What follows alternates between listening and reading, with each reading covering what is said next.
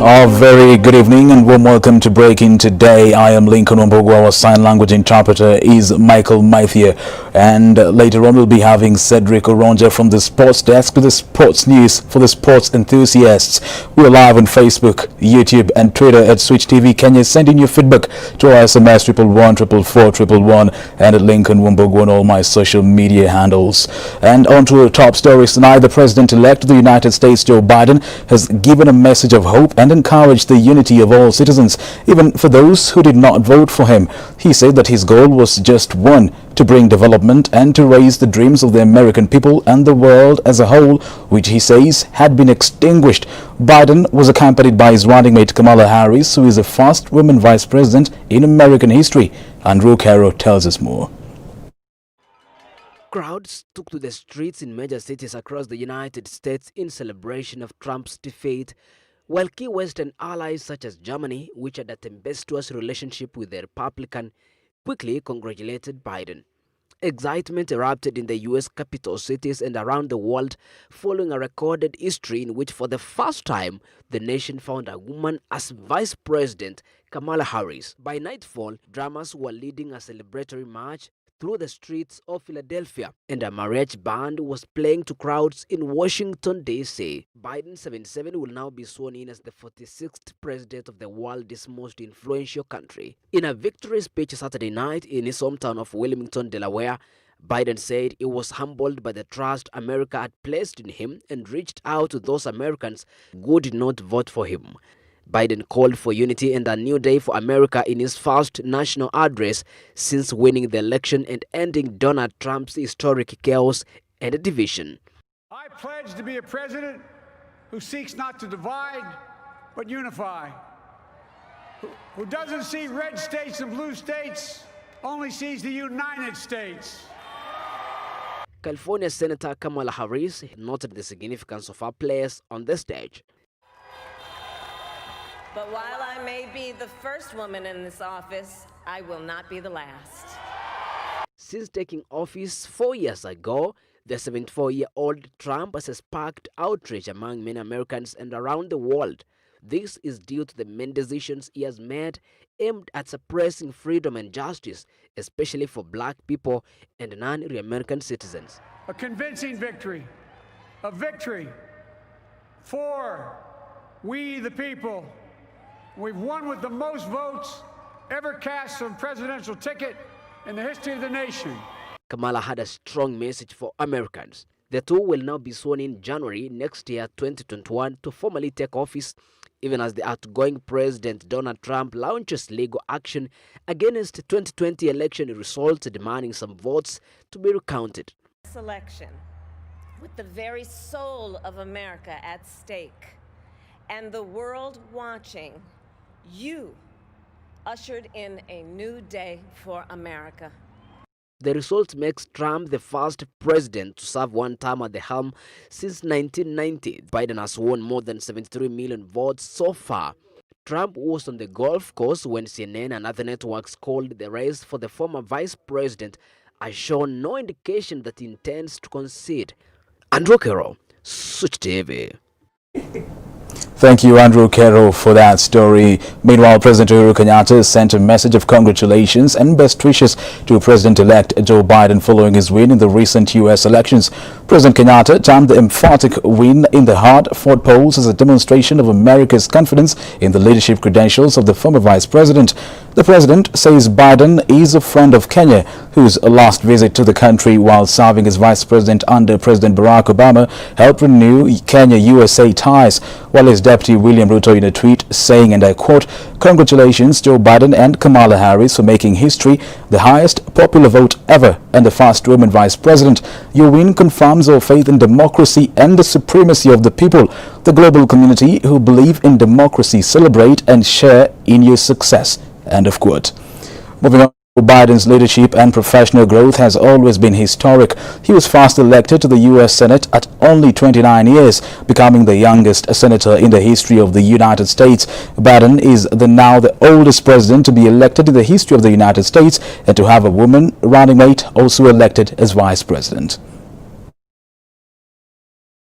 President-elect Joe Biden has been in politics longer than any presidential candidate in the United States. He was first elected a Newcastle County Councilor in 1970 and later became the sixth youngest senator in American history when he was elected to the U.S. Senate from Delaware in 1972 at the age of 29 after completing his law degree from Syracuse University in 1968. Biden was re-elected to the Senate 6 times and was the fourth most senior senator when he resigned to serve as Barack Obama's vice president after they won 2008 presidential election.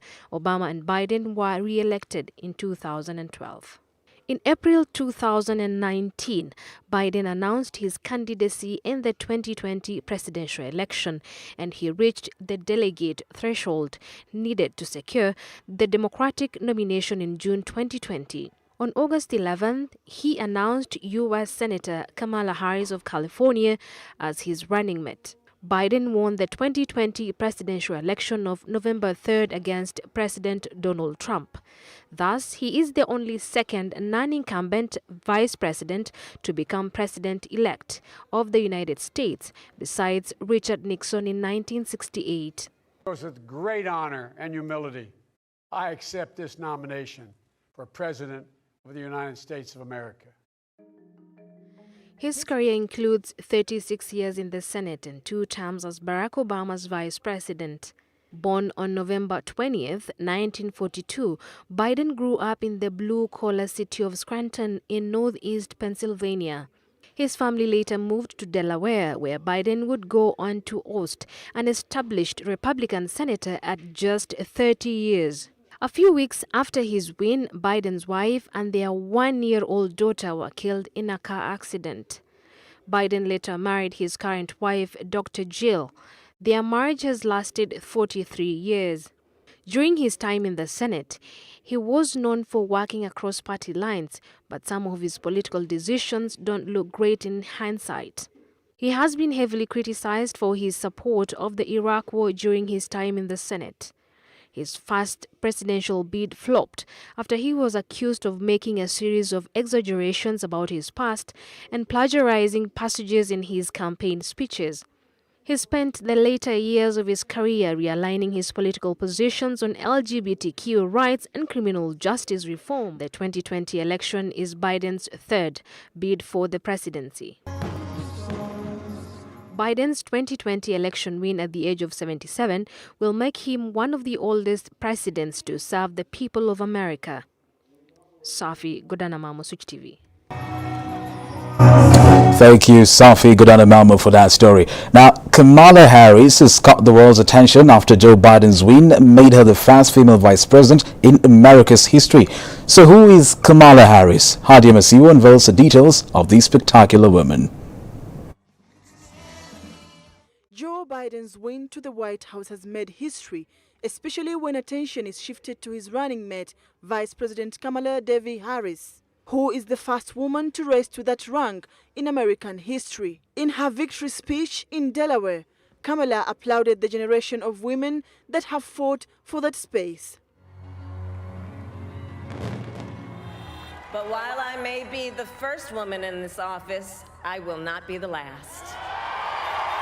But who is Kamala Harris? Kamala Devi Harris, who was born in October 20th, 1964, in Oakland, California, in the United States, is an American politician who was elected in the U.S. Senate as a Democrat in 2016 and began her first term representing California in that body the following year. She was the first Indian American who served as the U.S. Senator, as well as the second African American woman.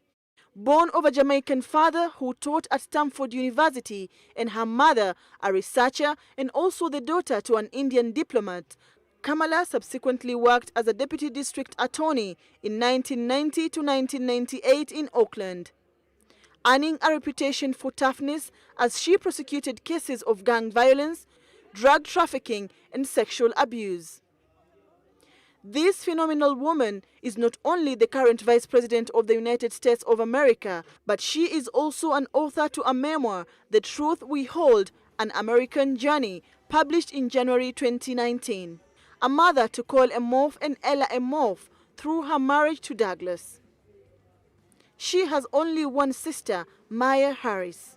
All eyes are now on this presidency as the journey back to normalcy for the United States is a long one, especially being the leading country in COVID-19 cases worldwide, recording over 10 million cases and over 200,000 deaths. Hadia Mosiwa for Breaking Today. Thank you, Hadia Masiwa, for making Kamala Harris more known to us. The world celebrates Biden's win in style as world leaders and Joe Biden and Kamala Harris supporters celebrate all day. From presidents, prime ministers, sportsmen and citizens from different nationalities, including Indians, congratulated the duo. Meanwhile, Donald Trump's supporters remain glued to supporting Trump, calling the elections unfair and biased. Daniel Kariuki with the details.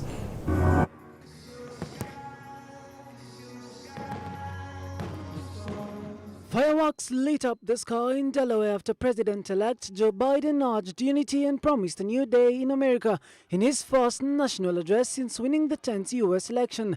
Biden's elections as America's 46th president led to massive celebrations of his supporters across the country. In New Delhi, home to Kamala Harris' mother, saw Indians react to Biden-Harris' election win.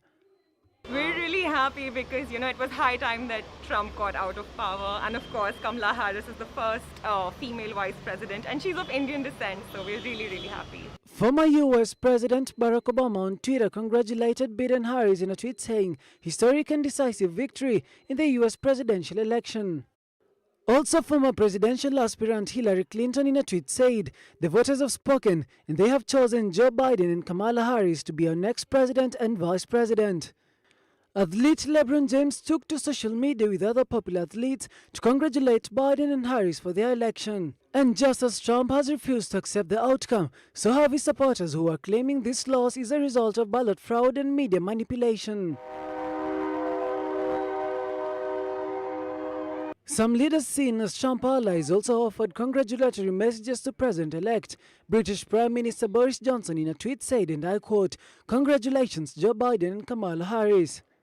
However, several world leaders who expressed support for Trump's re-election before the vote, including Vladimir Putin of Russia, Benjamin Netanyahu of Israel, Brazil's and Philippines leaders did not immediately issue public congratulations for Biden. Daniel Kariuki for Switch TV.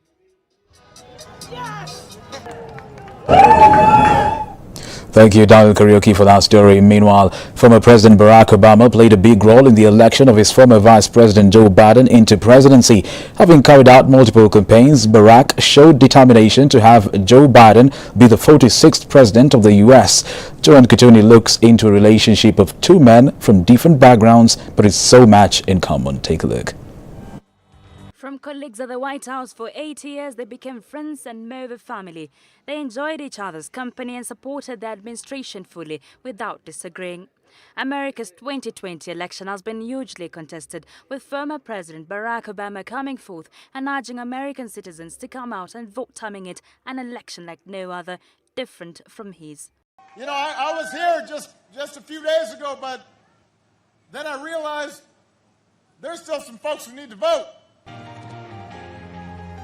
In a drive-in rally in Miami, Florida, while campaigning for Biden, the former president slammed the Republican presidential candidate, Donald Trump, calling his government careless and unable to take a stand in tackling the COVID-19 pandemic. He also accused Trump of funding white supremacy. Donald Trump isn't going to suddenly protect all of us. He can't even take the basic steps to protect himself. In the wake of the election day, Barack Obama encouraged voters not to be complacent, despite the polls showing the Democratic presidential nominee being in the lead. Obama was so determined to win the election for Biden and Harris in an effort to send Donald Trump home. Tomorrow, in the most important election of our lifetimes, and I've been involved in some pretty important elections like mine. Donald Trump, throughout his time in office, was committed to get rid of the Obamacare, which was more of President Barack Obama's biggest achievement. Why would you make that your mission, taking people's health care away? And with no plan. They promised. They said, don't worry, when we get rid of this plan, we'll give you a better plan. They've been promising that for 10 years now. Still don't have one. Joe Biden will take office come January 2020 with his own policies. But one thing that is very clear is that Barack Obama is protecting his legacy. Reporting for Switch TV, my name is Joanne Kutuni. Thank you, Joan Kutuni, for that story. The journey to President Donald Trump's eventual loss of a second term in the White House was long in coming. As a deal maker, the outgoing president of the most powerful nation in the North detests failure. His decision to contest the presidency began on a shaky note, especially given his unorthodox strategies and quaint politics speech, which mostly revolved around unfamiliar rants which did not show a character of a president, more so of the United States. Kelvin Nyakundi narrates the fall of Donald Trump.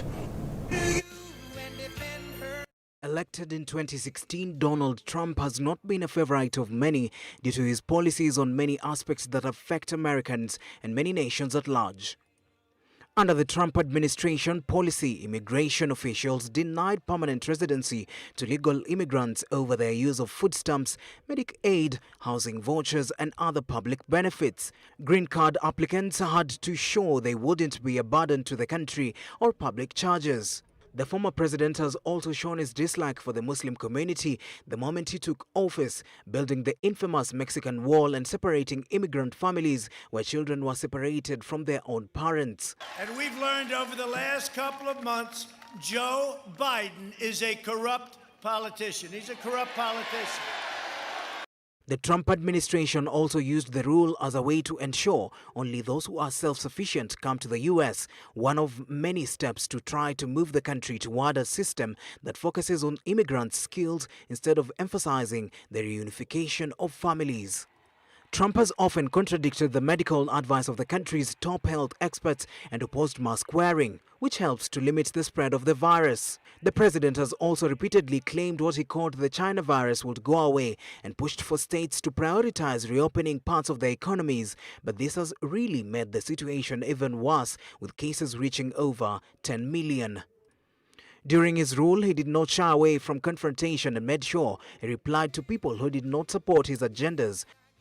I think you should let me run the country. You run CNN. He also claims that accurate reporting unflattering to him is fake news and gleefully insults individual reporters in the states. He threatened to use the powers of his office to interfere with the business concerns of media companies he does not favor or to punish their owners. Nyakundi Kelvin, Switch TV. Protests. With Kelvin Nyakundi's story, now take a short commercial break. Stay tuned. We'll be back with more.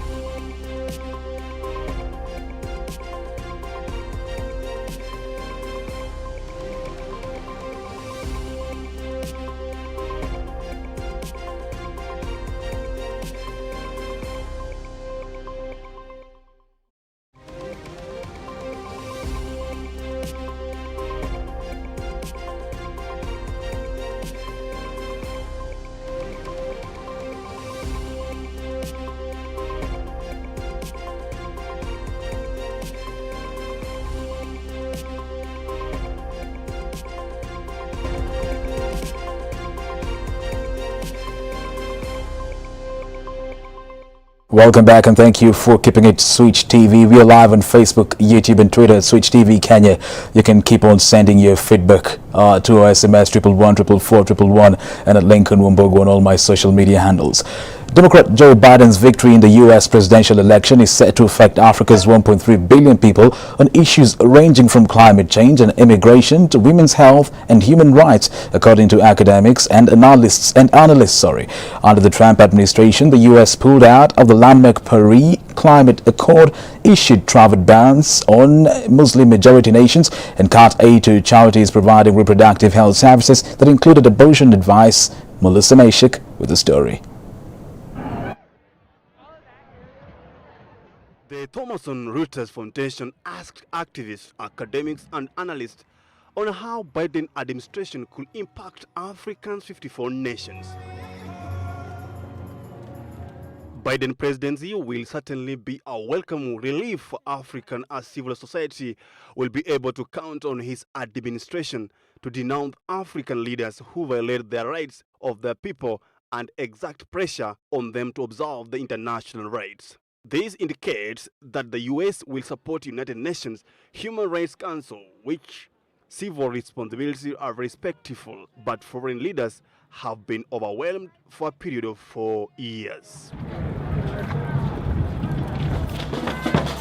According to Thomson Foundation, the discrimination ban of America set a dangerous example, forbidding people who are running away from their countries because of suffering and those who are looking for a better life. While countries in East Africa continue to take more of their part of justice and the role of the world in welcoming women, children and men fleeing their countries, the international societies ignore their effort. On health issues, Joe Biden's victory brings hope and reasonable in management of health care systems. A country like Kenya will be free again to provide representative reproductive health to its people without exclusion in a certain policy direction that they are not a participatory of the system. On climate change, Biden administration will need to lead climate change and make it the priority of the world, according to Thomson Foundation. Africans expect that the United States will join the Paris Agreement on climate and increase the effort that will contribute to the world climate system. Mwaluse Meshak, Switch TV, Nairobi. Thank you, Melissa Meshik. In every U.S. election, other nominees are elected directly by popular votes, while the president and vice president are not elected directly by citizens, but chosen through what is called the Electoral College.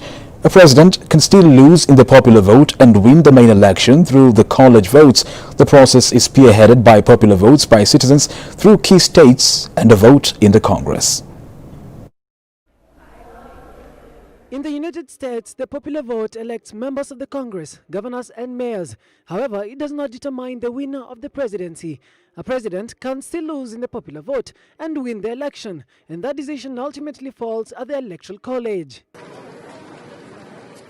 The winner of the election is determined through a system called the Electoral College from each of the 50 states in America, with Washington, D.C. allocated a number of Electoral College votes, adding up to a total of 538 votes, as popular states get more Electoral College votes than smaller ones. Therefore, a candidate needs to win 270 Electoral College votes, which is 50% plus 1 to win the election.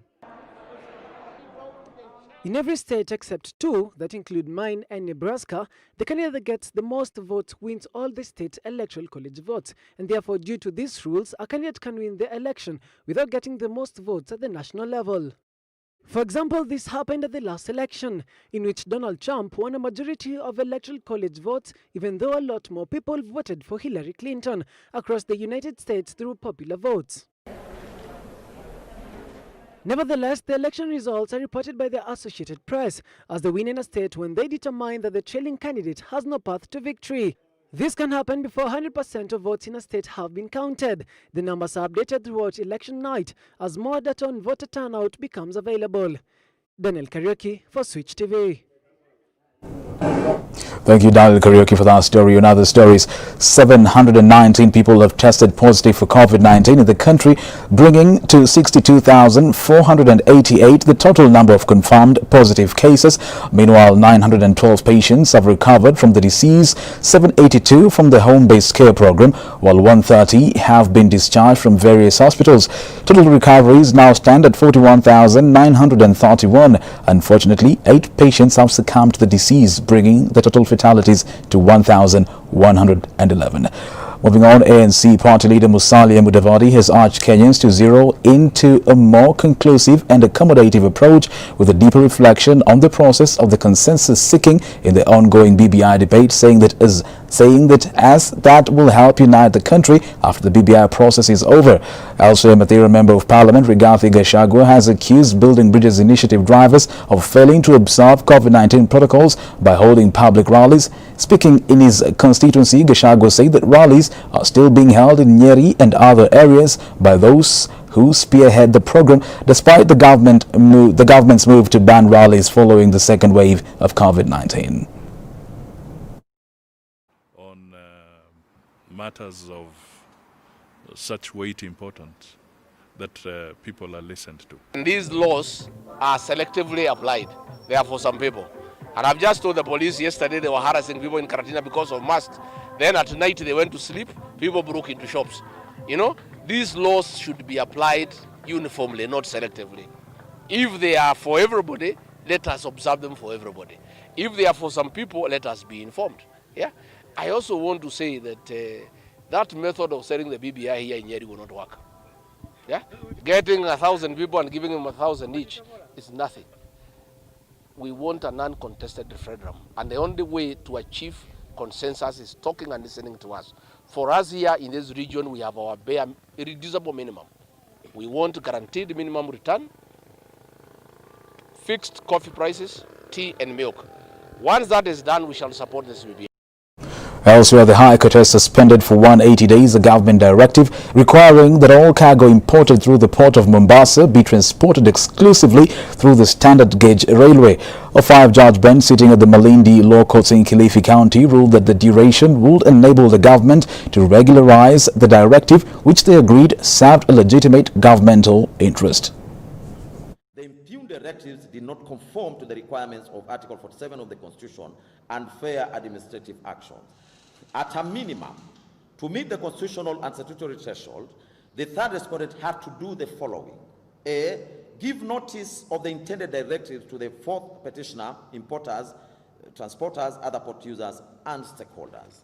B, accord an opportunity for the fourth petitioner, importers, transporters, other port users, and stakeholders to be heard on the question. And C, gave reasons for the decisions made, in this case, the impugned directives.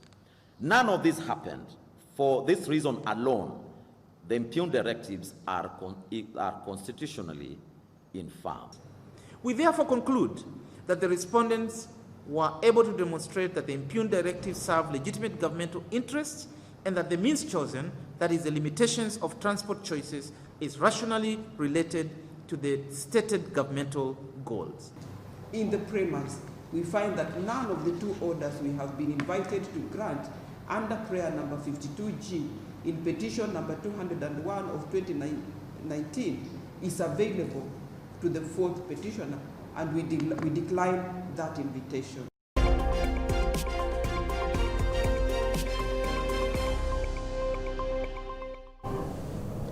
Many thanks for staying with us. My name is Cedric Oronje. Remember, you can send us your feedback via 111 444 111. And now, let's get sporty. The inaugural World 10 Series game came to a close with Essex 10 bagging the finals cup after thrashing Ohio Aviators 21 points to 14. Scoring 3 converted tries, Kenyan speedster Collins Injera crossed the chalk line twice for the Essex. Other Kenyans in the Essex 10 franchise include Kenya Sevens